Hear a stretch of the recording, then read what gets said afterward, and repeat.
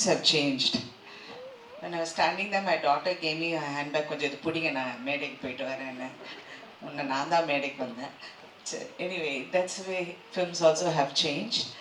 And like everybody put இப்போ எல்லாரும் சொன்ன மாதிரி ஒரு படம் பார்த்துட்டு முன்ன படம் எடுக்கிறதுக்கு முன்னாடி நிறைய ப்ரொடியூசர் சொல்லுவாங்க ஒரு சீன் எடுங்கப்பா நீ எப்படி எடுக்கிறேன்னு நான் பார்க்கணுன்னு சொல்லுவாங்க.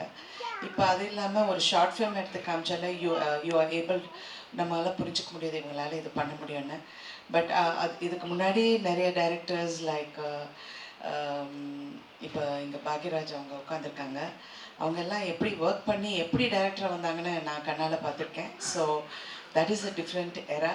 லைக் ஐ சேட் டைம்ஸ் மாறி போயிருக்கு. இந்த டைம்ஸுக்கு தகுந்த மாதிரி நாங்களும் இருக்கோம். And there are so much இப்போ எவ்வளோ ஓப்பனாக இருக்குது இந்த தொழில் ரீதியாக. அதில் வந்து இதுவும் ஒரு இது.